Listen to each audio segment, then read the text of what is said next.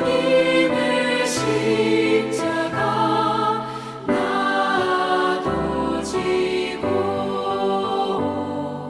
진실한 믿음과 마음으로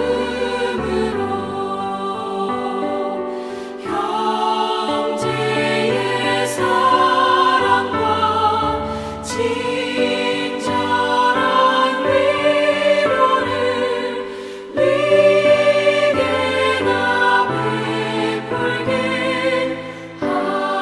하옵소서.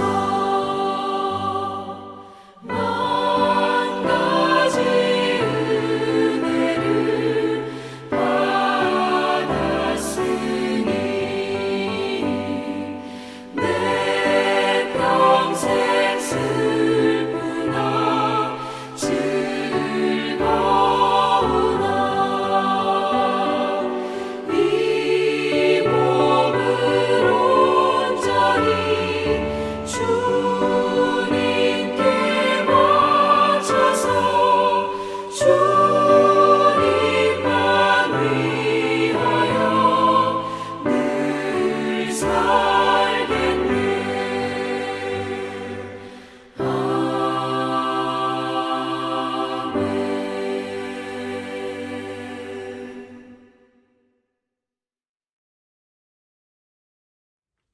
할렐루야. 우리 주님의 크신 은혜와 평강이 오늘 하나님께 나오신 모든 분들과 함께 하시기를 주님의 이름으로 축복합니다. 오늘 같이 나누실 하나님의 말씀은요, 출애굽기 23장 1절로 19절까지 말씀입니다. 출애굽기 23장 1절로 19절까지 말씀 같이 우리 봉독하도록 하겠습니다. 너는 허망한 풍설을 전파하지 말며 악인과 연합하여 무함하는 증인이 되지 말며 다수를 따라 악을 행하지 말며 송사의 다수를 따라 부정당한 증거를 하지 말며 가난한 자의 송사라고 편벽되이 두어하지 말지니라. 내가 만일 내 원수의 길 잃은 소나 나귀를 만나거든 반드시 그 사람에게로 돌릴지며 내가 만일 너를 미워하는 자의 나귀가 짐을 싣고 엎드러짐을 보거든 삼가 버려두지 말고 그를 도와 그 짐을 부리울지니라. 너는 가난한 자의 송사라고 공평치 않게 하지 말며 거짓 일을 멀리하며 무지한 자와 의로운 자를 죽이지 말라. 나는 악인을 의롭다 하지 아니하겠노라. 너는 뇌물을 받지 말라. 뇌물은 밝은 자의 눈을 어둡게 하고 의로운 자의 말을 굽게 하느니라. 너는 이방 나그네를 압제하지 말라. 너희가 애굽 땅에서 나그네 되었은즉 나그네의 정경을 아느니라. 너는 6년 동안은 너의 땅에 파종하며 그 소산을 거두고 제7년에는 갈지 말고 묶어두어서 내 백성의 가난한 자로 먹게 하라. 그 남은 것은 들짐승이 먹으리라. 너의 포도원과 감람원도 그리 할지니라.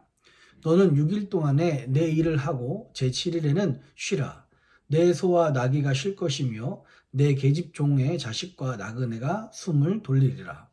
내가 내게 이른 모든 일을 삼가 지키고 다른 신들의 이름을 부르지도 말며 내 입에서 들리게도 말지니라. 너는 매년 3차 내게 절기를 지킬지니라. 너는 무교병의 절기를 지키라. 내가 내게 명한 대로 압비월에 정한 때에 7일 동안 무교병을 먹을지니 이는 그 달에 내가 애굽에서 나왔습니다. 빈손으로 내게 보이지 말지니라. 맥추절을 지키라. 이는 내가 수고하여 밭에 뿌린 것에 첫 열매를 거둠이니라. 수장절을 지키라. 이는 내가 수고하여 이룬 것을 연종의 밭에서부터 거두어 저장함이니라. 너의 모든 남자는 매년 3번씩 주 여호와께 보일지니라. 너는 내 희생의 피를 유기병과 함께 드리지 말며 내 절기 희생의 기름을 아침까지 남겨두지 말지니라. 너의 토지에서 처음 익은 열매의 첫 것을 가져다가 너의 하나님 여호와의 전에 드릴지니라. 너는 염소 새끼를 그 어미의 젖으로 삼지 말지니라. 아멘. 기도합니다. 살아계신 아버지 하나님, 오늘 이 아침에도 우리를 하나님의 은혜로 깨워주시고 이 밤에도 단밤을 주셨다가 우리와 함께 하시니 감사합니다. 하나님, 사랑하는 성도님들이 주의 은혜로 살고자 오늘도 무릎 꿇은 사모하는 심령들 가운데 아버지의 은혜를 허락하여 주시옵소서. 오늘도 주의 말씀과 기도로 오늘 하루를 넉넉히 승리할 수 있는 그 힘을 공급하여 주시옵소서. 주님께서 사랑하는 주의 백성들을 그렇게 돌보시고 안전 가운데, 성령 충만한 가운데, 은혜 가운데 함께 해주실 것을 믿사오며 감사합니다. 예수님의 이름으로 간절히 기도합니다. 아멘. 할렐루야. 예, 오늘 우리가 함께 만날 수 있는 것 우연이 아닙니다. 하나님의 은혜인 줄 믿습니다. 또 우리가 아침에 깨서 서로 이 말씀으로 시작할 수 있는 것, 이것도 또한 내 의지가 아니라 하나님의 은혜인 줄 믿습니다. 사실은 제가 어제 백신을, 다른 백신들을, 주사들을 2번을 맞아가지고 오늘 오전까지 그렇게 몸이 좋지 않았는데 좀 내일 새벽 예배를 쉬어야 되나라고 생각할 정도였는데 오후되니까 좀 몸이 좀 괜찮아졌습니다. 이것을 보면서 하나님이 우리를 인도하시고 이렇게 하나님이 만나게 하시는구나 라는 것을 다시 한번 깨닫게 됩니다. 오늘 이 하루에도 하나님의 은혜로 여러분들이 이렇게 놀랍게 예배하신 그 은혜로 함께 하시고 승리하시기를 주의 이름으로 축복합니다. 오늘 이 말씀은요, 1절부터 9절까지 질서를 유지하기 위한 기본 규례들을 이제 말씀하고 계시죠. 특별히 제가 가만히 보면서 은혜 받은 말씀은 2절입니다. 2절이요. 여기에는 이제 증인들로서 어떤 역할을 해야 될 것인지, 나중에는 원수에게 어떤 자세를 대할 것인지, 또 6절부터 9절까지는 재판관들은 어떤 모습을 재판해야 될 것인지를 쭉 말씀하고 있는데요. 제가 이 말씀을 묵상하면서 은혜 받은 부분은 2절입니다. 2절이요. 다수를 따라 악을 행하지 말며 송사의 다수를 따라 부정당한 증거를 하지 말며 라고 이렇게 이야기를 하고 있습니다. 다수에 따라서 많은 사람들이 그 길을 간다고 해서 우리도 무조건 그 길을 선택하는 것이 아니라는 겁니다. 많은 사람들에 따라서 우리가 길을 선택하는 것이 아니라 무엇이 우리가 길을 선택하는 기준이 돼야 되겠습니까? 이 진리죠. 또한 하나님의 말씀입니다. 다수결이 무조건 옳은 것만은 아닙니다. 안타깝게도 지금은 민주주의, 다수결이 우선으로 되는 그런 사회지만 사실은 어쩌면 다수결보다 가끔은 진리는 좁은 문이라고 말씀하고 있기 때문에 그렇습니다. 많은 사람들이 무조건 그 길 간다고 해서, 많은 그리스도인들이 그렇게 똑같이 행한다고 해서 하나님이 그 길을 원하시는 것은 아닐 수도 있다는 것입니다. 많은 사람들이 그러는데요, 모든 사람들이 그러는데요, 많은 교회들이 그러는데요, 이것이 하나님 앞에서 우리는 변명이나 핑계가 되지 못합니다. 오히려 다수를 택하는 사람들은 많은 사람들이 간다고 해서 내가 생각하지 못하고 말씀으로 깨어있지 못하고 나도 많은 사람들의 길을 택하는 이유는 어쩌면 진실을 살피고 깨어있기 싫어하는 우리의 영적 게으름에서 나타나는 일일 수 있습니다. 남들이 다 가니까 나도 간다. 남들, 다른 믿는 사람들도 다 하니까 나도 한다. 말씀엔 분명히 반대로 나올 수도 있는데요. 여러분, 다수결이 옳지 못한 모습들이, 성경에 어떤 모습들이 나옵니까? 제가 생각하는 2가지가 있었습니다. 첫 번째는요, 여러분, 노아의 그 방주입니다. 만약에 노아가 다수결을 택했다면 세상 사람들과 함께 홍수로 떠내려가고 죽임을 당해야 마땅합니다. 그러나 노아는 절대 소수가 택한 바로 노아의 방주를 준비했죠. 결국 구원은 어디에 있었습니까? 노아의 방주에 있었습니다. 많은 사람들이 택한다고 해서 흥청망청 술 먹고 장가가고 이런 길을 택하는 것이 아니라 노아의 방주, 하나님의 말씀과 하나님의 음성을 택해야 됩니다. 또한 2번째 이유는요, 나중에 이제 출애굽기 32장에 나오겠지만 금송아지입니다. 모세가 40일 동안에 시내산에 올라가서 나오지 않자 모든 이스라엘 백성들은 자기들을 위해서 자기를 인도할 신을 만들라 해서 아론에게 압박을 하죠. 아론이 만든 것이 바로 금송아지입니다. 대부분 모든 이스라엘 백성들이 금송아지를 원했습니다. 그러나 금송아지는 절대 하나님이 될 수 없고요, 금송아지는 절대 하나님의 진리가 될 수 없습니다. 많은 사람들이 원했다 할지라도 그것은 진실이 아닐 수 있다는 것입니다. 우리는요, 다수의 길보다 하나님 말씀하시는 길을 택하시는 저와 여러분들이 되었으면 좋겠습니다. 그러기 위해서는 항상 말씀으로 기도를 깨어 있어야 됩니다. 내가 잠시 영적으로 잠들어 있을 때, 게으름에 빠져 있을 때 나도 모르게 남들도 하니까 나도 그 길을 따라가게 되는 것입니다. 예, 우리는 기도로 깨어 있고요, 말씀으로 그것을 분별하는 그런 영적인 열심과 또 영적인 분별력이 여러분들에게 있기를 주님의 이름으로 축복합니다.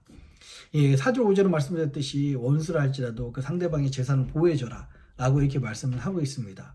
그 뒤에 넘어서 오늘 말씀 10절과 13절에는요, 안식일과 안식년을 어떻게 지켜야 되는지 그 규례들에 대해서 이야기를 하고 있습니다. 안식일과 안식년을 지키는 것은 단순히 자연의 조화 중에 하나입니다. 기계가요, 백날 백칠 일한다고 해서 다 잘하는 것이 아니라 오히려 쉼이 있어야 되고요, 점검이 있어야 되고 돌봄이 있어야 됩니다. 하물며 기계도 그렇다면 자연은 어떻겠습니까?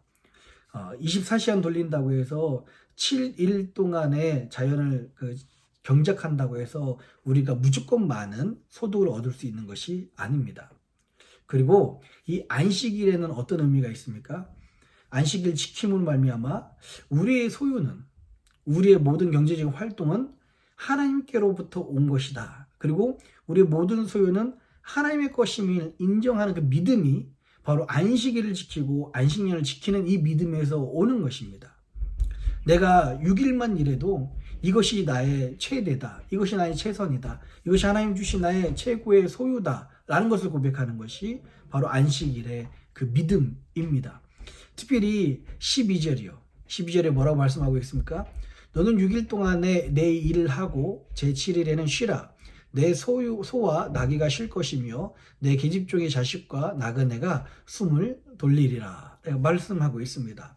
안식일은요, 안식일을 지키는 이 믿음은 또 어디서 나오냐면요, 이 안식일은 하나님께서 우리에게 축복 주시기 위해서, 하나님께 우리에게 그 은혜를 쏟아 부어 주시기 위해서 만드신 날이다 라는 이 믿음에서 나옵니다. 우리 가운데 그런 믿음이 있었으면 좋겠습니다. 그리고 그런 은혜가 저와 여러분들에게 있었으면 좋겠어요. 이렇게 아침마다 우리가 모여서 예배하는 거 너무 좋고 너무 귀중합니다. 그러나 이 안식일만큼, 주일만큼은 하나님이 따로 구별하셔서 여러분들이 예배 드릴 때 하나님 바라봤을 때 하나님이 하늘 문을 여시고 그 은혜의 보고, 그 은혜의 창고를, 큰 은혜를 여러분들에게 부어 주시는 것입니다. 주일은 하나님이 여러분들을 위해서 축복 주시기 위해서 만드신 날입니다. 이런 믿음이, 그리고 이것을 누릴 수 있는 은혜가 저와 여러분들에게 있었으면 좋겠습니다. 창세기 2장 3절에 이렇게 말씀하고 있어요. 하나님이 일곱째 날을 복주사 거룩하게 하셨으니 이날 하나님이 그 창조하시며 만드시던 모든 일을 마치시고 이날에 안식하셨음이더라. 아멘. 하나님께서 바로 일곱 번째 날 우리에게 복주시고 거룩하게 했다는 것입니다. 자, 그 뒤로 14절부터 17절까지는요, 이스라엘이 지키는 3대 절기에 대해서 나옵니다. 이 3대 절기는요, 무교절, 맥추절, 수장절입니다. 무교절은 어떤 날입니까? 무교절은 7일 동안에 무교병을 먹어야 됩니다. 무교병은 누룩이 없는 그런 빵이죠. 얼마나 맛없겠습니까? 얼마나 먹기가 별로 불편하겠습니까? 그런데요, 출애굽했던 당시의 긴박한 상황, 누룩을 집어넣어서 그 빵을 부풀릴 만큼 시간이 없었던, 여유가 없었던 그 상황을 기념하기 위해서 무교절을 지키면서 일주일 동안 무교병을 먹으라고 말씀을 하고 있습니다. 그리고요, 절기를 지킬 때는 반드시 예물을 가지고 하나님께 나와야 된다고 무교절을 통해서 이렇게 말씀하고 있고요. 맥추절은 어떤 날입니까? 첫 수확을 드리는 감사의 날입니다. 또 수장절은 한 해 동안에 우리에게 주신 그 은혜를 감사하며 마무리하며 감사하는, 마치 우리들에게 추수감사절과 같은 그런 날입니다. 여러분, 오늘 이스라엘의 3대 절기, 무교절과 맥추절과 수장절을 보면서 하나님께서 이것을 지키면서 우리에게 원하시는 것이 있습니다. 무교절과 맥추절과 수장절을 지키는 그 이유는요, 하나님이 우리에게 행하신 일들을 기념하고 감사하는 데 있습니다. 이 무교절의 의미, 맥추절의 의미, 수장절의 의미가 그렇습니다. 무교절은 하나님이 우리를 출애굽시키는 사건에 대해서 기념하고 감사하는 것. 맥주절은 한 해 우리에게 이렇게 첫 수확을 주신 거에 대해서 기념하고 감사하는 거예요. 수장절은 한 해 동안에 우리를 돌봐주시고 이렇게 지켜주신 은혜에 대해서, 수확에 대해서 기념하고 감사하는 날입니다. 예, 그렇습니다. 신앙생활은요, 기념하고 감사하는 것입니다. 우리 신앙생활은 무엇입니까? 우리 예배는 무엇입니까? 출애굽시켰던 그 하나님의 은혜, 나를 세상 가운데 구원하신 그 하나님의 은혜를 기념하고 감사하는 것이 예배이고요. 기념하고 감사하는 것이 우리의 신앙생활입니다. 마치 살아있다는 것은 어떤 의미입니까? 심장에서 모든 혈관에게 혈액을 공급할 때 그 혈액이 온 몸에 멈추지 않고 한 구석도 빠짐없이 돌아서 계속해서 다시 공급되고 다시 공급되는 것, 이것이 바로 우리 몸에 생명이 있다라고 이야기할 수 있습니다. 신앙생활의 생명은요, 우리의 기념과 감사가 우리 전체의 삶에 빠짐없이 계속 기념하고 감사하고 기념하고 감사하고, 그래서 하나님은 우리에게 더 큰 감사와 더 큰 은혜를 주시는 것, 이것이 신앙생활의 영적인 사이클입니다. 혈관이 막히면 어떻게 될까요? 괴사하거나 결국에는 목숨을 잃는 아주 위험한 경우가 있습니다. 우리가 신앙생활을 하면서 감사와 그 기념이 막히는 순간 우리 영적으로 점점 죽어가게 되고요. 결국은 감사와 기념보다는 불평과 원망이 나와서 우리는 영적으로 죽은 사람이 될 수밖에 없습니다. 마귀가 못 건드는 사람은요, 감사하는 사람입니다. 마귀가 못 건드는 사람은요, 큰 방언을 하고 예언을 하고 은사를 가진 사람이 아니라 감사하는 사람을 감히 공격할 수가 없습니다. 오늘 우리 성도님들이, 또 같이 우리들이 지금까지 우리에게 이끄셨던 그 하나님의 은혜를 기념하고 감사하고 그 감사가 넘치는 그런 저와 여러분들이 되었으면 좋겠습니다. 우리가 누군데, 우리가 무엇인데 이렇게 좋은 정말 자연을 주시고, 좋은 가정을 주시고, 좋은 집들을 주시고, 좋은 교회를 주시고, 좋은 지체를 주시고, 먹을 것을 주시고, 나를 이렇게 굶지 않고 또 입히시고 여기까지 인도하셨는지, 날마다 이 기념과 감사가 여러분 신앙생활 가운데, 우리 생활 가운데 있기를 주님의 이름으로 축복합니다. 또 이제 말씀을 읽으면서 제가 은혜 받았던 부분이 18절하고 19절입니다. 이 부분을 조금 더만 깊게 간단하게만 설명을 드리겠습니다. 18절입니다. 너는 내 인생의 피를 유교병과 함께 드리지 말며, 내 희생의 피를 유교병과 함께 드리지 말며, 내 절기 희생의 기름을 아침까지 남겨두지 말지니라 라고 이야기합니다. 여기서 희생의 피는 무엇입니까? 유월절 어린 양의 피입니다. 이 어린 양의 피를요, 유교병, 즉 무교병은 누룩이 없는 빵이라면 유교병은 누룩이 있는 빵이잖아요. 누룩은 성경에서 죄를 상징합니다. 그렇게 좋은 상징이 아니에요. 유월절 어린 양의 피는 궁극적으로 예수 그리스도의 보혈입니다. 그리고 누룩은 죄라면 예수 그리스도의 그 보혈과 죄는 절대 함께 할 수 없다는 것을 오늘 18절에서 말씀하고 있습니다. 성도는요, 예수 그리스도의 보혈을 택하든지 죄를 택하든지 둘 중에 하나를 택해야 됩니다. 그 중간은 없습니다. 여러분, 예수 그리스도의 보혈을 택한다고 해서 우리 가운데 없을까요? 우리가 완벽할까요? 그렇지 않아요. 오직 우리가 예수 그리스도의 보혈을 택했을 때 죄에서 자유함이 있는 거고요. 죄에서 속죄함, 죄에서 우리가 이 모든 것이 해방함들이 있는 것입니다. 그러면 우리 당연히 무엇을 택해야 될까요? 희생의 피, 예수 그리스도의 보혈, 유월절 어린 양의 보혈, 바로 예수 그리스도를 택해야 되겠죠. 성도는요, 예수 그리스도와 죄를 함께 택할 수 없습니다. 예수 그리스도의 은혜, 죄에서 자유한 은혜, 죄를 지을지라도 용서해 주신 은혜를 택하시는 저와 여러분들이 되었으면 좋겠습니다. 19절입니다. 너의 토지에서 처음 익은 열매의 첫 것을 가져다가 너의 하나님 여호와의 전에 드릴지니라. 너는 염소 새끼를 그 어미의 젖으로 삼지 말지니라. 저에게 은혜로 다가왔던 이 말씀, 또 경계로 다가왔던 말씀이요, 너는 염소 새끼를 그 어미의 젖으로 삼지 말지니라 라는 이 말씀이에요. 굉장히 어찌 보면 생뚱맞고, 또 어찌 보면 좀 지금 상황과 좀 맞지 않은 것처럼 느껴질 수 있는데요, 그렇지 않습니다. 고대 이 팔레스틴 지역, 특히 가나안 땅 이런 지역에서는요, 고대 근동 요리 중에서 이 어린 염소가 부드럽잖아요. 그 염소를 더 맛있게 먹기 위해서는, 염소만으로도 맛있는데 그 염소를 더 맛있게 먹기 위해서는 그 염소의 어미의 젖으로 그 염소를 삶았다고 합니다. 그러면은 가장 맛있게 되는, 더 맛있는 요리가 만들어지는 거예요. 이것은 어떤 의미입니까? 맛있기만 하면 된다. 이런 의미가 담겨 있어요. 맛있기만 하면 여러분 아무리 말 못하는 짐승이지만 그 어미의 젖으로 그 새끼를 삶는 것이 얼마나 잔인한 방법입니까? 그런데 사람들은요, 이방인들은 그런 사람들은 맛있기만 하면 된다는 식으로 이 잔인한 방법을 사용하는 겁니다. 하나님이 이것을 금하시는 거예요. 지금으로 우리 말로 번역하면 어떻게 됩니까? 무조건 잘 되기만 하면 된다. 무조건 경제적 이익만 얻으면 된다. 라는 식의 무조건적인 이런 자본주의적인 상황을 무조건 많이 벌기만 하면 된다. 잘하기만 하면 된다. 이익만 되면 된다. 라고 하는 이 모습을 경계하라고 하지 말라고 말씀을 하고 있습니다. 오늘 이 염소 새끼를 그 어미의 젖으로 삼지 말라 이 말씀이 자연의 조화를 거스르지 말고 또 우리 욕심이 앞서는 이 시대를 경계하라 라는 말씀입니다. 이 시대에게 우리에게 정말 많은 것을 말씀하고 있다고 생각합니다. 많은 현대인들이요 돈만 많이 벌면 된다고 생각하고요. 많은 현대인들이 잘 살기만 하면 된다. 더 좋은 집, 직장, 자동차, 주식 이것만 있으면 된다라고 하는 이 물질 만능주의에 빠져 있습니다. 그런데 그 위험이 교회 안에까지 들어와서 무조건 교회가 크기만 하면 된다. 교회가 사람만 많이 오면 된다라는 식의 물질 만능주의적 사고가 교회 안에까지 들어왔습니다.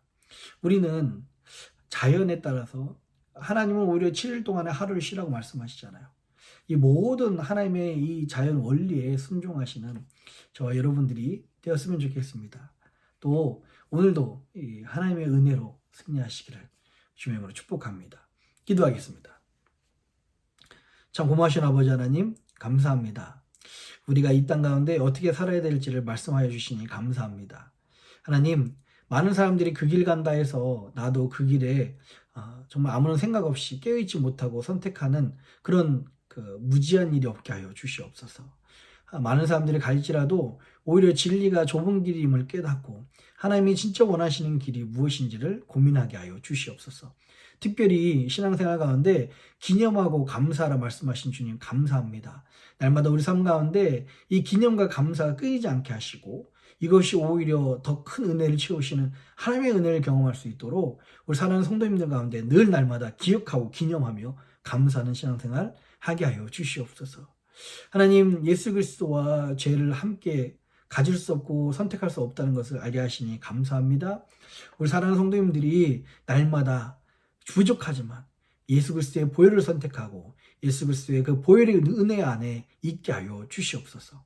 오늘도 그 보혈의 능력으로 우리 사랑하는 성도님들의 기도의 제목과 자녀들과 가정들과 모든 속한 것 가운데 함께하여 주실 것을 믿사오며 감사합니다. 이 모든 말씀을 사랑하신 예수님 이름으로 기도합니다. 아멘.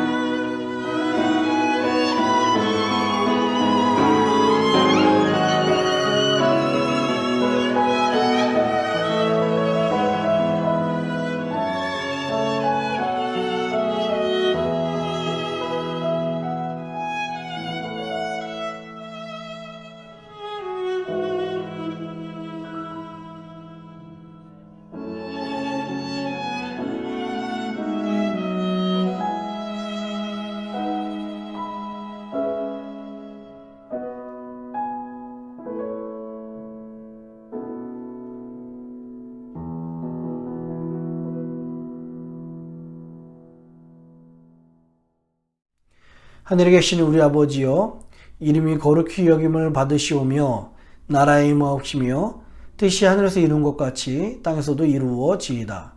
오늘날 우리에게 일용할 양식을 주옵시고 우리가 우리에게 죄진 자를 사하여 준 것 같이 우리 죄를 사하여 주옵시고 우리를 시험에 들게 하지 마옵시고 다만 악에서 구하옵소서.